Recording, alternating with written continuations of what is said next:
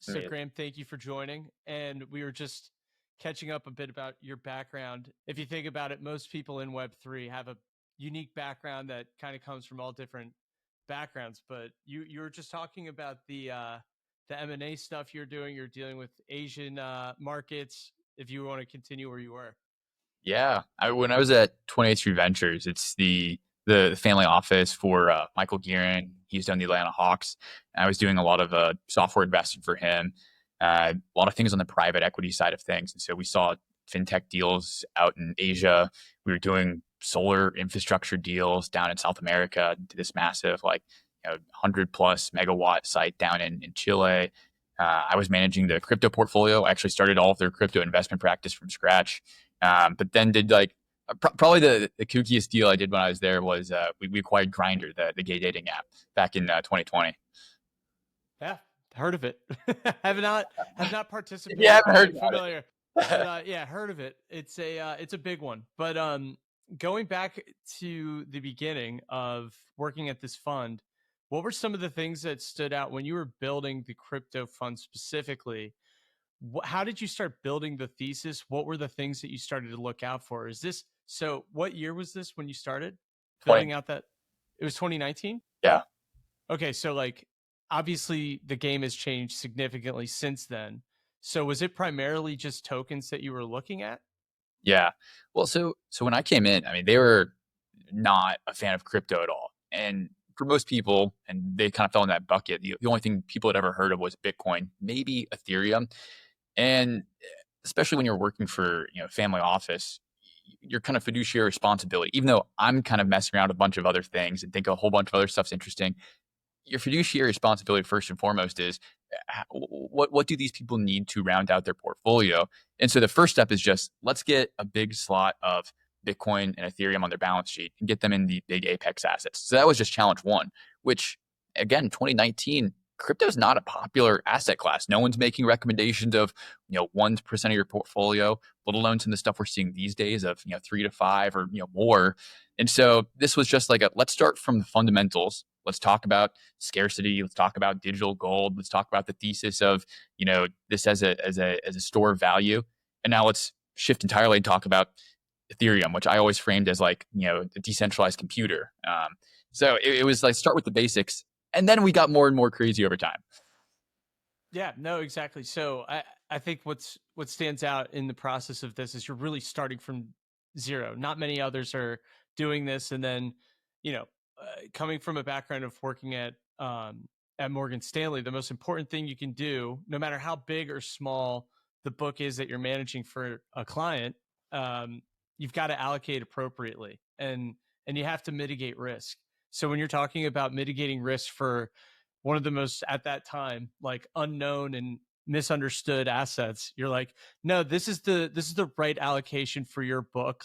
This is how you should probably be looking at balancing here. Bitcoin, yeah, for someone, I don't even know if they allow it yet at Morgan. I know they have the ETFs now, but you can't just directly own Bitcoin. Now, granted, I understand family offices are managed a bit differently, but just to consider what that must have looked like for you, I think you're underplaying the amount of stress that may have caused you to really push for them to venture into something like crypto.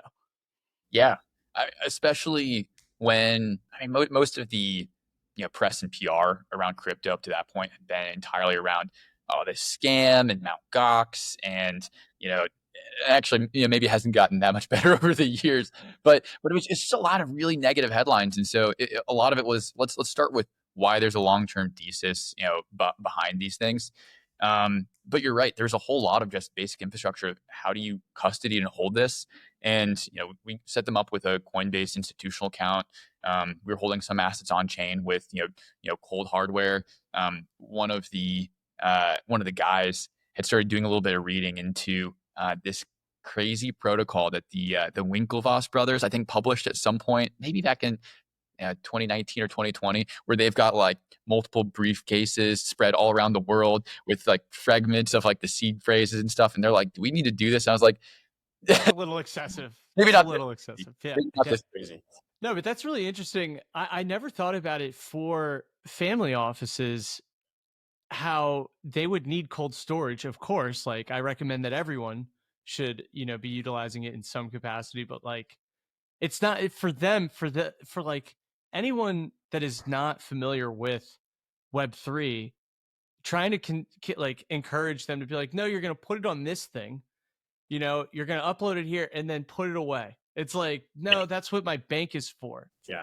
Did you have to go get like, did they put it in a safe somewhere, like at a bank, like, or did they just, how did you handle the cold storage? Well, in the interest of minimizing Yeah. operational security stuff, I'll just say that we found Right. That's good cold solutions. That's all. okay. Cool. That's yeah. Not to be like, no, tell me everything right now, and like, Yeah, and this, okay, how do, so who was the family officer? Okay, like, no, no, no, that's right. not what I meant. But like, there were practices that were implemented that Yeah. like we But weren't at just the time, keeping it this on a was very central much so exchange. like kind of choose your own adventure. There were a handful of good custodial services already. So like Fireblocks and Anchorage, I think were probably the two big ones. Maybe BitGo is starting to grow pretty large at this point as well. But most of these things have kind of crazy fees. And I kind of put forward a couple options like, look, you got option one with fees. And some of these aren't totally self custodial, or you can truly hold the stuff yourself. And so we went with actual proper self custodial routes. Got it. So going back into like just your role at the family office, did you come, because after looking at your post, I didn't see much about your financial experience and background, but finding yourself in this position to essentially be a decision maker, do the proper due diligence, etc., without a finance background, how did you catch yourself up to speed to understand, that part of the job? Yeah.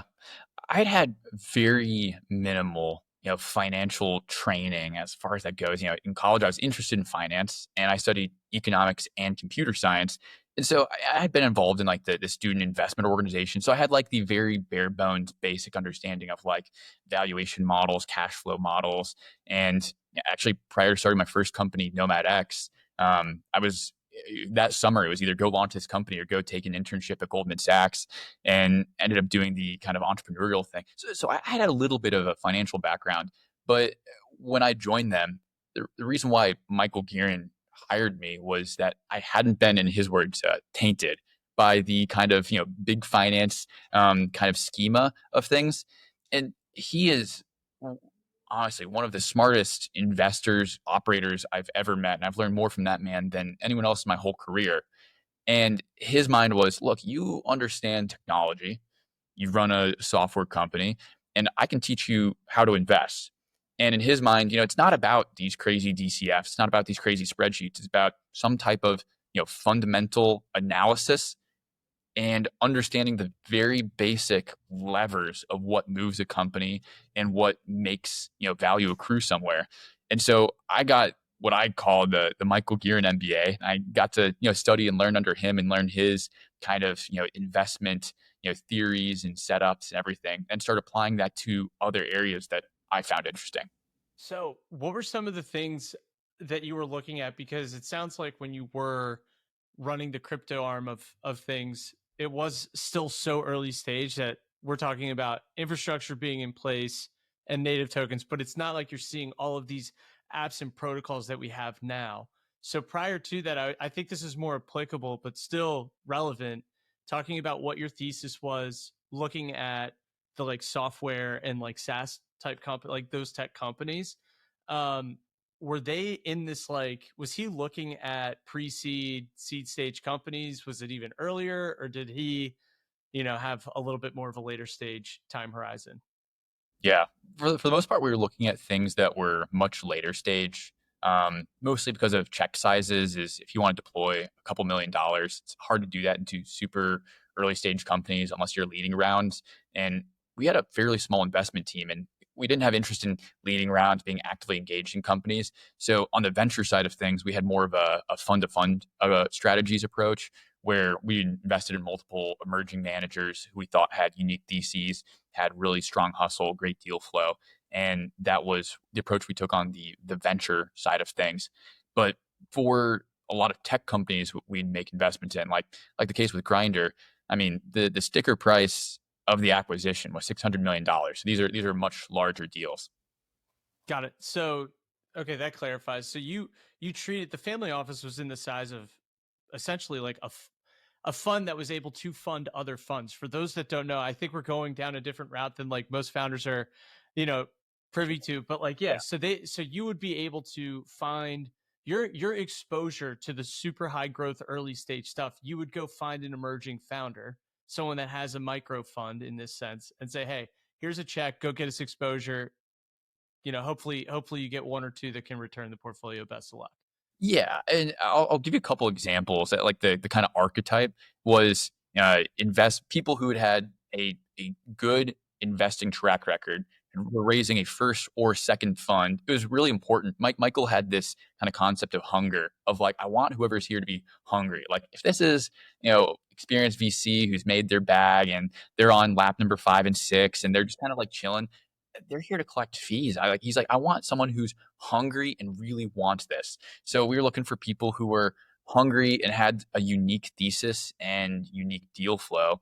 But these were people who already had some type of, anchor investor, were raising the rest of their fund, and we became another LP in their fund. Got it. Yep. Understood. Yep. So yeah, you want someone, as people would say here in Web3, someone that's like in the trenches, someone that understands and has like a pulse on what these founders are dealing with, that they're trending towards. That's the go-to. Understood. So kind of reining it back in for, founders that may be listening, that may be going through a raise. What are some of the things, if we can apply some of like the gear and MBA to like make it applicable towards some of these founders that are in the process of either building out their MVP, maybe looking to raise, may not know exactly how they should, build their cap table. What are some of the things that you all would one like look out for in a founder? And then also this may be an interesting like question tag onto that, but like what would you look for the founder to ask of you all? Oh, very good questions. First on the founder side, I was mentioning hustle earlier. That was in the context of VCs, but obviously that applies to startups as well. And when Michael thinks about founders at any stage of a company, he really likes the type of people who are thoughtful about every dollar spent.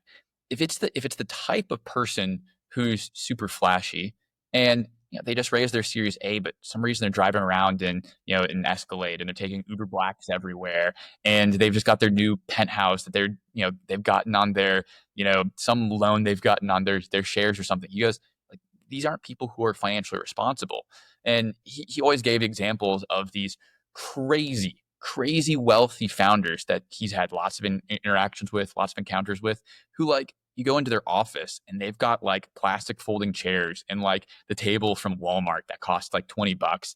And these guys are just so austere. And he's like, these guys are worth hundreds of millions of dollars.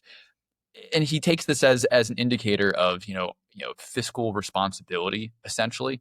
One of the big things that he focused on, and this is actually, I'd say, counter to most, VC advice. And this is just his methodology, right? Every investor has their approach. He was always very focused on risk mitigation. How do I, as an investor, protect my downside? How do I, are you thinking about what goes wrong?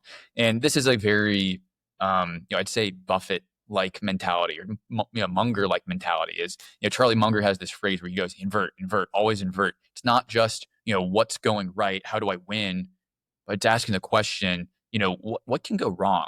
How do I lose? How does this bet go sour? And so Michael thought all the time about downside risks and and risk mitigation, which is why we didn't do a whole lot, did directly into the venture market a lot of times. But something like Grindr, these same principles applied, right? When we did an analysis of Grindr, it was, is this company going away? Absolutely not. Is this a good fundamental business? The company generates more in revenue than they have in losses, right? And more in expenses.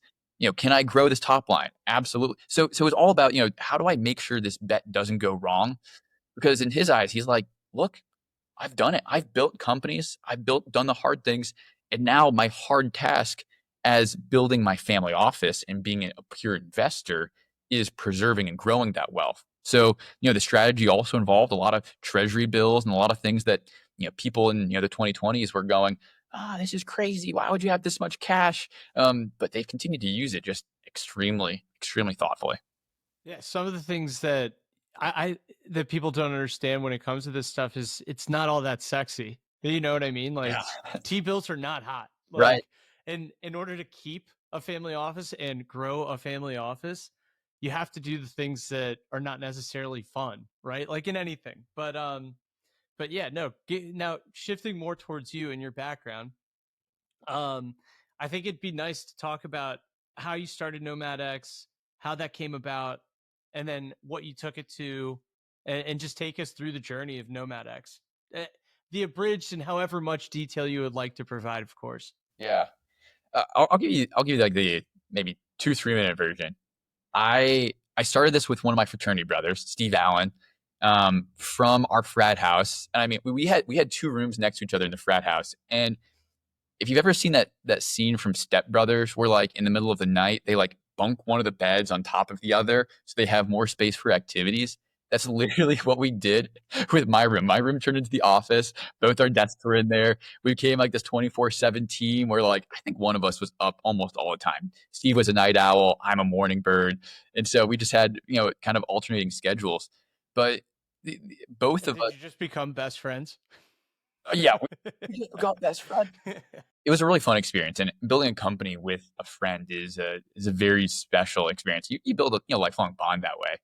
Um, but the premise of the company was we wanted to build an international network of host cities for this kind of new emerging class that we saw as being interesting and obvious at the time in 2017 called digital nomads. And we started seeing like this is an interesting group and we think there's going to be more remote workers going forward. Of course, we couldn't have predicted a global pandemic would accelerate this trend dramatically, but we said this is such an interesting group.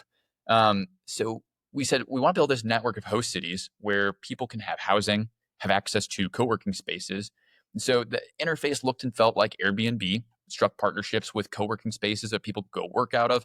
The idea was you could stay within our network, go to Lisbon and then Prague, Budapest, Chiang Mai, Thailand, stay for 1 to 3 months at a time, don't overstay your visas, kind of stay within our network, stay within this community, have other people who are working and living remotely with you as well. So that was the premise of the company. We launched it in Lisbon. I lived there on and off for about 2 years. That's where our headquarters was based out of, where we had most of our inventory. And it was, I mean, I was a dumb college kid. I had literally no idea what I was doing, and everything was learning on the fly. Everything was figured out as you go. And it was, feet to the fire, figure it out. So some of the things that come to mind immediately is just like the regulation surrounding, the app. I'm sure going into it, you're like, oh no, I'm just going to build this platform. Everything's going to be fine. Like, and then you just hit with reality immediately of like, there are some rules you need to follow. Were you prepared for that at all? Yes and no. Like, I will say the regulatory side was never a major inhibitor. It wasn't like the thing that was ever the thing that was like mainly stopping us, especially since we started in Lisbon and they were very like tourist friendly, especially 2017, 2018. I mean, we brought tens of thousands of people to Lisbon. We were probably a huge part of this whole digital nomad remote No work. kidding. Yeah, no, seriously. Yeah. People talk about it all the time now, and I'm like, yeah, I I know. know plenty of people that are still moving, or if not, have already moved to Lisbon. Right. Yeah. And I obviously, we were a part of that. But the reason why we chose there was because it was already becoming a hub and it was becoming quite big. Um, and so for us, it was validating for our thesis and watching it play out, over the years that this is a fantastic place to bring people to go work remotely. Right, right. So, okay, if that wasn't the inhibitor of like the regulatory issues, what were some of the roadblocks that you had to endure and work around that were stand out for you? Yeah. I think there was part of this process of that seemed very simple in my head of well, someone wants to rent their place out to someone for instead of days at a time, the way you might on Airbnb, rent it out for 1 to 3 months, and they just need to get it on the platform, and then I get eyes on that place and get them to rent it. And, pretty straightforward. But there's so much nuance in that whole process. Someone uploads the property. I need to go validate it. Is your Wi-Fi actually good? Is this going to support people? Is this a fraudulent listing? Okay, I've now listed your listing. You established a price. Someone's found you on my platform. How do I make sure that like we're still getting some type of cut of the fees, right? That people aren't escaping the platform, and how do you prevent leakage? I mean, these are really tough problems. And so when you start thinking about what's the what's the calculation that needs to go into, what's my expected, revenue from a particular unit? How long do I need to rent that unit for? What's my expected churn? You start backing into these calculations. Dude, it's a tough business, and these are very challenging margins to deal with until you're at very, very large scale. And that was a big challenge for us. Right. And so, okay, like now you've got the company established, you're starting to see cash flow. Then what? Like it becomes this thing. You're a sophomore in college. You're not like, you know what I mean? Like when I'm a sophomore in college, I'm trying to figure out what I wanted to do. You had already established a company. You're now, you know, feet to the fire. How do you find your exit? Like, how do you find, like, what happens next? Yeah. In the same way that starting the company was figure it out as you go, and I got to go raise money. Let's figure out how that works. Oh, there's this, guy from WNL who I'd met my freshman year at some entrepreneurship event. He's had some tech exits. Let me go pitch him on this. Oh, he thinks it's great. He says, let's go out to San Francisco. Let's go pitch some people. So every step of the way, it's just, what do I need to solve right now? And then use whatever resources you got to go figure it out. What I will say, so later in the stage of this company. So fast forward to 2018, we've got to try to pivot business models. We're going, hey, this is challenging. I'm not sure how this onboarding's going, and we developed a thesis that we trialed, and this thesis was, okay, the individual onesies twosies of guy A, guy B, finding a place. We make some money on that. How do you land a really big fish? Can I go to a company and can I get a whole remote team to come remote? And we ended up exploring this model where we'd actually host offsites for companies. So like there's this company based in Atlanta. It's called Search Discovery. They had about 110 people or so. We flew them all out to Lisbon. We set them all up on properties. We had this big co-working space. We actually built a pop-up space for them, like built this thing overnight for them. And this was us just, trying and experimenting things. And we realized, this feels a little bit more like a service business. I'm not sure how well this scales. So we didn't do a whole lot more of that stuff, but this is part of this whole kind of testing iteration, thing that was going on. We ended up getting very lucky at some point where I was starting to worry. I said, I'm not sure if we're going to be able to raise more money because I'm not sure that we're hitting our growth metrics. We're growing fast enough and have big enough margins. Every investor wants to see this crazy hockey stick graph. And I'm not sure if we're going to be able to do this. And, we ended up getting what I describe as quite lucky in that we ended up having our real estate inventory acquired by an Airbnb competitor, a group called Flat.io. They were largely based in Eastern Central Europe. They were kind of moving eastwards, more towards Lisbon, where we had tons and tons of inventory over on the the west coast of Europe, and so it became a kind of a natural thing for them. And so that was like the kind of like needle in the haystack, if you will, that frankly speaking we got kind of lucky with. The breath of fresh air. It's like, oh my gosh, how did that? We just pulled it off. That's amazing. So that exit, when did that happen? What year? So between 2019 and 2020, Wow. before COVID, but like, I mean, there was a long time for this actually to go through, and there's a lot of moving parts for it. But yeah, so I would hope that that was a win-win. I mean, if they were able to scale and acquire your inventory out right when COVID basically kicked off, yeah, you know well, what I mean? something that's very interesting is for companies that serve remote workers and digital nomads during COVID, there was a massive bifurcation. They sink or they swim, right? Which is you got this really tough period through the middle and later half of 2020, which if you're well established, you have a good model, if you've got cash to see you through the next couple of months, next couple of years, and you see it through to the other side, you now have a much more matured, accelerated market. But if you can't make it through, and if you're losing cash, you get acquired, you lose the company, you run out of business, you go bankrupt. So we actually saw a big bifurcation of competitors in like our sphere get acquired, go bankrupt, or some of them do quite well. So for example, Remote Year got acquired by Selena. Great guys over at Remote Year. And so all these companies, there's kind of this like big shakeup. And I'd like to think that we would have been on the successful half of things, but who knows, right? Yeah, I mean, who knows what the alternative universe looks like? Got it. No, understood. So after that, then that's when you started to work for the family office, correct? Yeah. And then after that, when did Constitution Dow come into play? Constitution Dow is when I was working at 28th Street Ventures, which, I mean, what a funny conversation. Like, hey, Michael, this next week's going to be really weird. I started this side quest. How do I explain this to you? And so like yeah, talk us through it. Like what the did they have to have been looking at you like you're trolling us, right? Like you're not actually trying to buy the Constitution of the United States. That's not like what was the pulse in the room like? Are they like who the hell did we just hire? Like who is this kid? Like what was it? Like Yeah. You know, one of the things I'm there's a lot of reasons I'm extremely grateful for Michael Gearin. One of the reasons I have a lot of gratitude for him though is the man is extremely open-minded in a huge number of ways, and he extends a lot of trust to the people that he brings onto his team, and he listens with a very open mind. So in late 2019, when I started pitching um, crypto exposure, he was open minded to it. We had a good conversation, and it required compelling and convincing, but we got there.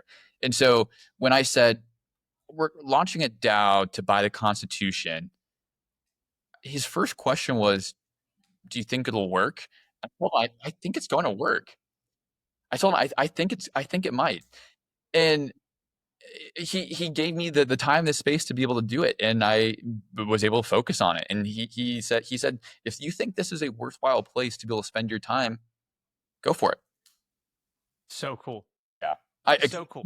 extremely lucky to get to work with a man like that, and that whole team, the whole family, is just out of this world. Wonderful people. I mean the thing is to like hone in on and really emphasize is the fact that people are not like that in general, right? Any boss, any manager, anyone that you have, people are not open minded. But when they are, it's lightning in a bottle, and I think a lot can be accomplished, and that's something to like consider whether you're a founder, whether you're just an employee or a manager. Like Yeah, when you have the trust in the people that you've put around you, that's when real magic happens, in my opinion. the other thing that I knew was true at the time when I worked for them, but I wouldn't truly appreciate it until going through a lot of experiences. And honestly speaking, meeting a lot of people in the crypto industry was also these are ethical, good people.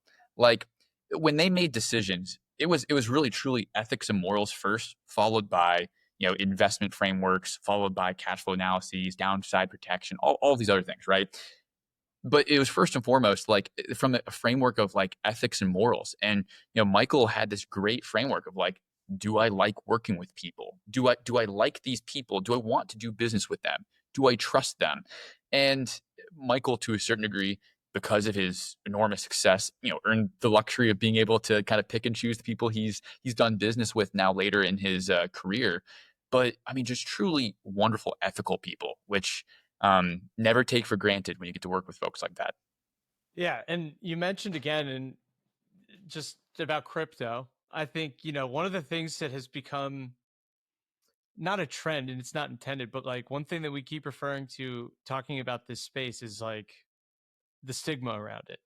And I think this is a great, I would love to pick your brain on this thought of like, does this industry, does this technology, somehow break through the stigma and the taboo around like crypto? And, there's so many bad actors, sure, but like, I think if we're me personally, I think we're looking people that have this mindset are looking at the tree among the forest, and they're not really realizing like how much of the. And obviously, I'm gonna have bias. Look at me, like the podcast is on a Web3 like platform, like so. Of course, I'm gonna say that. But do you think we're gonna see some change of this, like this narrative that makes crypto such a bad? It's like the Boo Radley. It's like this enigma. You know what I mean? Like, so what are your thoughts on that? Do we break through it, and how?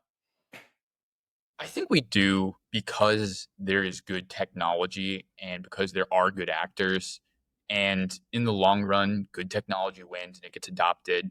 In the long run, bad actors lose and they get shaken out. But it is horrifically, deeply unfortunate that there are a lot of bad actors. There are a lot of people, I mean, misusing tools, technology for harmful, exploitative, sometimes malicious purposes. I'm actually a fan of tackling those topics head on and saying, yes, it is a problem. There is money laundering in our industry. There are, funding billions of dollars to the North Korean, government. It's an authoritarian, autocratic regime. I don't want money going there. I don't want to fund them, and I don't want our industry to accidentally be doing it. I don't think anyone's doing this stuff intentionally, but the reality is that it's happening, and I would just like to see more maturity of the industry to, be honest with ourselves about there are bad actors. Now, how do we actually use the tools that exist to root out those bad problems and to prevent them from happening without compromising the principles and ideals that this stuff is built on? And like, I'll give you one basic example here, and this is a microcosm because I think this can get applied to many other instances. If my concern, if I put on my cypherpunk hat and I say, I really care about privacy, I care about self-custodial things. I do care about those things. I think those are awesome principles that are brought by the crypto world. But now we have to put on our other hat. We have to say, okay, what does privacy and self-custody allow in the context of North Korea? It allows them to be able to exploit smart contracts and fund a bad regime. Okay, what if we used something like, ZK proofs to allow for privacy preserving proof that I'm not a bad actor. I'm not an OFAC sanction list, but also you don't even need to know who I am.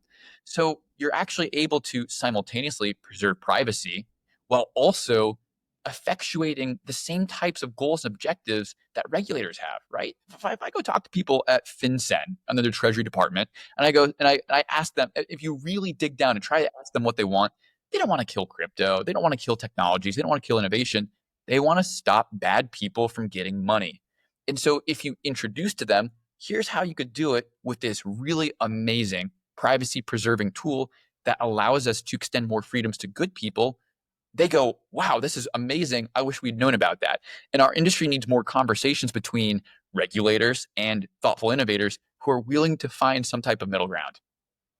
Absolutely. And I think, the issue, just to reiterate and piggyback, because I completely agree, we have so many maxis of like privacy, right? And a lot of them fall into this camp of like, if I'm giving a morsel, like any sort of information away that is not necessary for this transaction to occur, then I'm not doing it. And tip of the hat, great, like proud of you for being able to accomplish that. I don't know how you live your life like that. That's insane.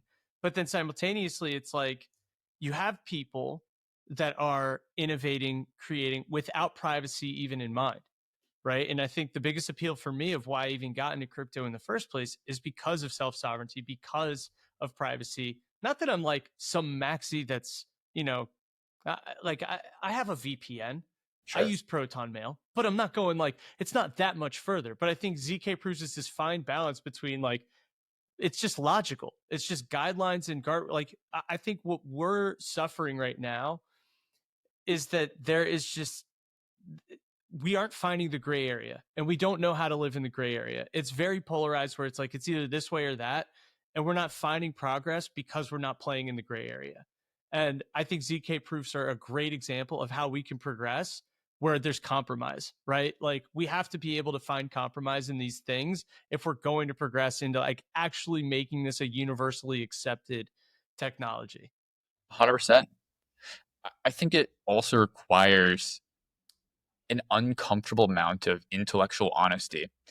And I think some people put the weight of the entire industry on their shoulders and they say, if I criticize the crypto industry for bad things I'm observing, that makes me a bad person.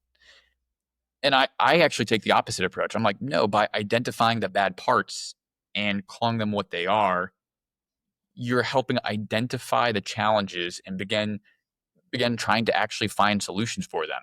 So I think it requires a lot of intellectual honesty, which requires some mental compartmentalization about what is it that I'm doing versus other people. and it requires trying to find really hard solutions. It requires putting yourself in the shoes of regulators too and trying to understand like what is it that they actually want. I think there's a lot of people who like take this super broad stroke and they go, man, regulators hate me. They want to crush the industry. They want to crush innovation. I'm like, I've talked to tons of regulators, and almost all of them on an individual human level are great people, great humans who mean well, have wonderful lives, care about the types of things I care about, want prosperity, want growth, want economic opportunity. They want innovation, but they care about bad things happening and they want to stop bad things from happening. And they're usually very curious when I propose something that they've never heard of before. And I realize there just aren't many people in the industry who are both aware of what their objectives are, aware of what technologies could be used to achieve those things, and willing to have the hard conversations necessary to start to make some type of progress there. I think one of the most prominent examples that is a use case of using the technology in the way that we're describing that always comes to mind is, think if you had a daughter and she just turned 21 and she's going to a bar and there is a creepy bouncer that is checking IDs, right? And if they get that ID and they see my daughter's name, her address, all of the information that's pertinent for him, and I'm not saying like, very few times does this ever happen. I'm using the outlier experience, but even in those, outlier experiences, there are going to be cases of this occurring. Why prevent it? Why not prevent it if you can? With this technology that we're describing, all he needs to do is validate it with a wallet that says, yes, that individual's 21 years old. You need to know nothing more. You can let them get access to this event or this bar or whatever. Right. And I think you can apply that same logic to exchanges that are occurring on chain, right? Like if we are getting the information that validates that they are not a bad actor, and we can go through those checks and balances as, an entire community to say what is or isn't. But if you have the capability of using it, you should. I think that that's logical. I think even if I'm using things like Zcash or Monero, right? If I'm trying to acquire, like, this is where it gets so silly. If I'm trying to purchase it using Zashi, like the ZK, or excuse me, the Zcash wallet, if I'm trying to buy it within the wallet, the KYC that has to go through to actually onboard, they're getting all of my information anyway, right? So it's like, I think the balance between, I think we're trying to split hairs where it's just unnecessary, right? Like those are the things that we're describing are things that can be easily implemented that I think we should all just universally accept and find compromise so we can just keep going. That's me selfishly, but Yeah. that's my rant. Yeah. There's a framework that I keep in my head that applies to crypto, but I think it also applies to like security and safety more broadly. And this is like just this ongoing relationship between any type of government, any type of regulator, and the society in which you participate, which is on one end of the spectrum. Let's say there's no regulation, there's no oversight, there's no laws. You are open to a huge amount of third party harm and third party exploitation. There's no laws. The government's not going to harm me. They can't because they don't exist. They don't have power. They don't have weapons. They don't have anything. And that's one version of society. This is the lawless land. And so your third party harm is likely to be extremely high. On the other side of the spectrum, we have a super powerful authoritarian government that's omnipotent, all powerful. There's probably not any third party harm whatsoever. Like there's no space for a bad actor to do anything wrong, but I'm extremely open to being harmed and exploited by the government, the group with power. Somewhere in the middle there's a happy medium. There's a sweet spot that is enough regulatory oversight and enough rules that you're minimizing third-party harm and third-party exploitation, but you're also minimizing the potential harm and exploitation from the regulatory or government body itself. And that is the very challenging middle ground we have to seek. Absolutely. I mean, the TLDR of this is just compromise, right? Like I think in order for us to progress, we have to find the happy medium as you're describing. And in order to do that, we need these like maxis to be able to see like, look, if you don't get this done, we're going to continue to get, rated by these third parties, and all of us are susceptible to that until we actually find some progress, right? So again, to your point, I really think it's a matter of finding happy mediums here, and recognizing that that is not a loss. Like that's actually, that compromise is actually progress. And I know I sound so like, because I do believe in privacy, and I probably lean even closer to that than like the authoritarian side that gives overregulation. I prefer, as a matter of fact, the least amount of regulation possible is where I would sit in this argument. Um, which I think a lot of people align with, but especially in ultimately, the industry. exactly. And what's so fascinating that I'm seeing today, and I really want to get into Mezzanine, but the last thought that I wanted to discuss is just, I'm so fascinated by the industry, and maybe I'm just in the wrong channels, but like I do not see privacy being a priority as much anymore among the people that I see on Farcaster, on X. Like people just don't care. And I think that was expected as we onboard more individuals into the space, but it is really fascinating, and that's not a slight. Everyone's entitled to whatever they want to believe and feel and think, but like for me personally, it's kind of startling. It's like I'm kind of taken aback by it.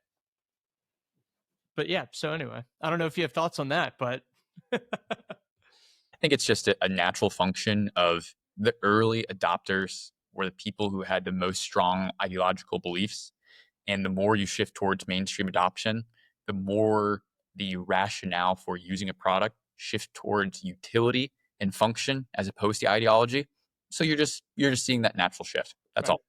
Right. No, fair enough. Fair enough. I just wish that there was this priority of founders, of builders, to at least consider some of the things you can do to protect end users. Not saying they're not. Yeah. Not saying they're not at all. I'm just Yeah. saying like that is a focus that I think should be, as you're shepherding in these users that have been exposed by, and it's not even from like a privacy of like protecting individuals from like being hacked or you know wiped, like their wallet swiped. It's even more so of like protecting their data so that they can't be pimped out by these institutions. You know what I mean? For lack of better terms. But anyway, I do want to shift over and hear what about like what you're building right now with Mezzanine, um, and just learn a little bit more about the vision here. Yeah, totally. So Mezzanine is a modern operating system for companies. And it is allows an organization to run on chain, to self custody assets, to send money globally. And it is designed to allow a regular business or regular company to start shifting from being in the traditional financial world into the on chain financial world. So what are some of the deeper dive examples that we can talk about, that you're seeing today with Mezzanine? Yeah. So at the at the core of Mezzanine is a company treasury. It's a multi-signature wallet, which means that you, multiple other actors, can approve to have that money moved. And at the core of this, so you've got the multi-sig, and then you have our access control system. Access control being, I've got lots of stakeholders in my organization. I've got the founders, I've got the employees, maybe I've got accountants and lawyers that I work with, maybe I've got third parties. But any good piece of software used by a business, a company, any scaled organization requires the ability to say, look, there's different people that fill different functions of my organization. Jeff might be, an investor in my organization. I want him to be able to see certain things related to my financials, my financial history, some of my documents. But he's not approving payroll. He doesn't need to see the nuances of, all of my organization's history. So you've got this treasury and you've got this permissioning and access control system that kind of sits at the top of all this. And we allow for third party developers to build any type of application that touches the financial infrastructure of a company. This could be something like payroll, invoicing, fundraising. Oh, I got to issue refunds to someone in my company. Maybe I need to vest tokens or vest shares to a person in my organization. Maybe I need to interact with a currency exchange. Maybe I need to move money to and from my bank. Maybe I need to issue credit cards. Anything that touches your organization's financial stack can be applied can use this kind of overarching enterprise grade infrastructure.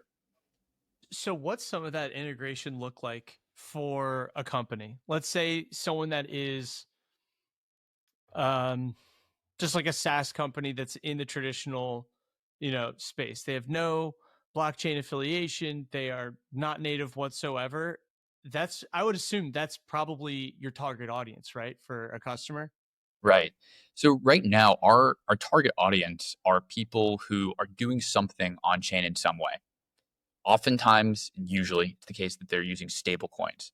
They either received money. Let's say their investor gave them USDC on chain. They signed a safe note. Someone sent them USDC instead of wiring it.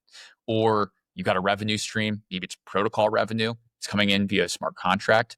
Maybe you're issuing invoices to people, and the only way they can pay is with stable coins.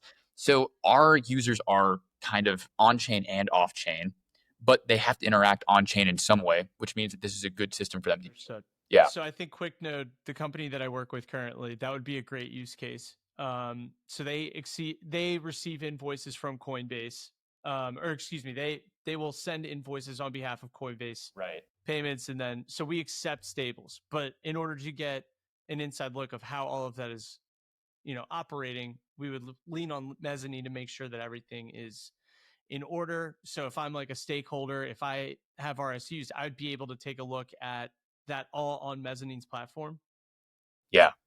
Now, the caveat here is right now, the tools that are available, you can pay people, you can move money, you can, there's a compensation module, there's an invoicing module. So you can do a lot of the very basic, functions. There's now an accounting suite. You can connect your bank accounts. It's your on-chain and your off-chain. The bank integrations to move stablecoin to fiat. It's coming online. So the part about, can I do, the shares and share vesting? We're working with third parties that literally do exactly those things. But people need to take the SDK, continue to build on it, and basically join this competitive marketplace. Even if there's already, say, a compensation application on Mezzanine, you can go build a competitor. You can deploy on Mezzanine, and this becomes a place that if I'm a company and I say I need to pay people, I should actually have multiple options. I should be able to choose, do I want product A or product B? And my switching cost between those two should be low, if next to nothing. It should be thoughtless that it goes, I don't like this product anymore. Let me switch and use this other one. But it still works with the rest of my system. It's integrated into my accounting. It has all of my documents are still synced in the same place. It's integrated into my access control and permissioning. It's integrated into my bank account and my money. So you don't have to go recreate all these integrations every time, again from scratch. So how long have you been at this? When did you truly launch Mezzanine? About 12 months ago was when Wow. we started building this product. And I actually don't know. Can I share my screen, or is this good? Yeah, of course. No, no, no. Yeah, By all means. is No, this no, no. You're good. I You can don't share. know how people actually see this, but there's It'll be nice. It'll look good. Your face, your pretty mug will go away, I believe, and then this will pop up. Yeah. okay. So this is an example, right? You as a company, this is a demo organization. They've got some on-chain assets, some Ether, some stable coins, and they've also connected their credit card, which they owe, $400 on. They've got their savings account and their checkings account. And so it shows you what's your total assets. And I should be able to take these stable coins and I should be able to convert that to fiat and send it to my bank. And the money that's in my bank, I should be able to, convert that to stable coin and put it back into my treasury. And so these things should feel like moving money between checkings and savings. But the real bread and butter here is this app store. What is the functions that I need to do, right? I need to send money. I need to pay people who are on my team. I need to issue invoices and request money. Oh, I want a really pretty dashboard that shows me, the inflows and outflows of my organization. Maybe I want, business cards that let me spend on behalf of my stablecoin balance. Maybe I need a line of credit or debt to fund my organization. So you can imagine over time, there's just more and more tools, options, and possibilities of what you can do. And every organization's nav bar is going to look entirely different because the tools that they need are different from one company to another. So what we're doing is we're leaning into this major benefit of crypto, which is composability, right? Of being able to stack a bunch of Legos together. And we're using it the way it's actually intended to. But you have to have, if you want to be proper business or proper company, there's a lot of things. You can't just have a connect my wallet and this is all good, right? There's a lot of really tough infrastructure you have to build. I have to ask the question, if if someone wants to, I'll give it a second here. I have to ask the question, if someone wants to see something, are they the right person to be able to see it? If someone wants to access an application, is it the type of person who's able to? So this is what we call our permissions grid. You have various roles like your admins or your support roles or your members. And for every single application on Mezzanine, you have corresponding permissions. Are they even allowed to see this app at all? Are they allowed to do something in this app? And so we give power to the organization, give them granular control to be able to figure out what should people be able to see and do. And then of course you can, actually manage those groups. Maybe I want to add you as a support role. Maybe you as an investor, I want you to be able to see certain things. So it's very simple. Let me just go ahead and add Jeff. Oh, he's not in my contacts yet. It's very simple. I'll add you to my organization and I'll give you view access. And now you get to become one member, one stakeholder within my broader organization. So this is basically a founder's dream of just being able to organize and put everything under one roof, be able to pay out the people, be able to show the investors as much or as little as they'd want. And then additionally, this app store. So are these all apps that, and these are the third party apps that you were referring to earlier? Right. So there's a handful of them that are live right now, and then many more that are in development coming soon. And to start off with, we ourselves built a handful of these applications. We basically treated ourselves like a third-party developer and said, what if we wanted to build a payment application? And we built a payment application that had all these enterprise-grade tools built into it, right? How do I use the contacts and the contact system? How do I automatically pull which assets they have sitting in their treasury? How do I generate a document based off of this transaction history? Do I have a place that these transactions are actually approved? Can I show this person the history of all the things that have actually happened? Do I have the contact system that's integrated? Do I generate a document, right? So we basically treated ourselves like that third-party developer so that when third-party developers were ready to build on us, we'd already built that whole suite of tools.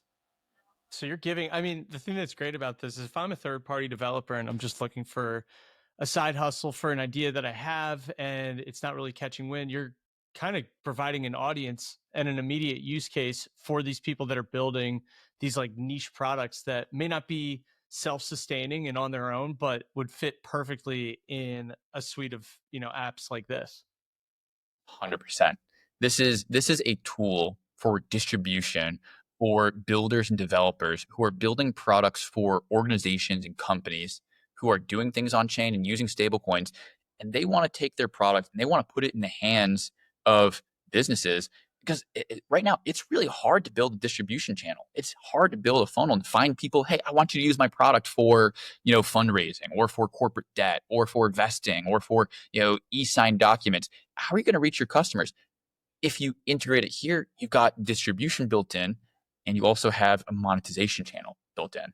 So that's what my next question was, is talking about the monetization aspect for these developers, but then simultaneously, what's the vetting process look like? Yeah, that's a great question. So right now, in this kind of early phases of things, what you'll see is apps that aren't yet complete, you can join waitlist. If an app hasn't been added yet, it'll just say add this app. And so the first ones that we built out, especially because we're building them, these things are free. And in an upcoming upgrade here, it's just going to have a basic payment system that says, do you want to pay for it monthly, annually, and it's kind of standard SaaS fashion, and you can monetize your product that way. Some of the products also choose to monetize within the protocols themselves, and so there's essentially some type of transaction fee. Both of those are entirely valid options. So that's how we help them monetize. Got it. So at this stage, where are you at? Are you bootstrapped? Did you receive pre-seed funding? Like, what does that part of this journey look like? Yeah, we received pre-seed funding. I was investing at a venture fund under the kind of Skybridge umbrella. If you ever heard the name, Scaramucci, he runs an organization called Skybridge. and they had a crypto venture fund. Was an investor with them for a while, investing at the intersection of regulated capital and crypto, lots of stuff related to stable coins, tokenization, tokenized private credit, equity, lots of things. And I was an investor for them for a while, and then spun out, took a 500K check to start building Mezzanine with a handful of very talented developers. Got it. And so how long were you working with Skybridge? I was with them for about a year before the itchiness was too much, and I said I got to go back to building. And so when did you like time frame, what was it? So this was in 2023. I'm getting Okay. all my timeline right. I know. We're going. It's like a Christopher Nolan film. It's just like I'm going to the end to the beginning, bringing you back to the middle. Like, Yeah. yeah. So that's my bad. But No, it's okay. Okay. so it was 2023 that you were working with them. Yeah. And there's there in the middle of this whole thing. I mean, we actually had a major pivot when we first launched Mezzanine. The original product that we were going to be building was an L2 with a built-in identity layer. It Okay. was a fork of the OP stack, and it basically guaranteed that all people who were interacting on this otherwise permissionless network that could still settle to the L1, allow for permissionless withdrawals. This is what we talked about earlier, this very delicate balance, is it allowed people to interact on this type of network, but you could guarantee this person's not on an OFAC sanction list. This person is not a bad actor. But we saw the whole L2 space get really crazy, and we also started building this Mezzanine product and getting really excited about it. This whole kind of company operating system, first and foremost for ourselves. And we realized, wow, like I'm getting way more excited and enthusiastic about this thing. And so we started building it full time. Got it.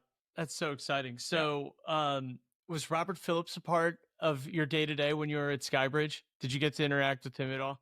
I did not. So there is a very clear delineation between Skybridge and then like the The salt fund. salt crypto fund. Really Yeah. was it really is truly its own independent vehicle with just associations. So there was just really a team of three of us on the investing side.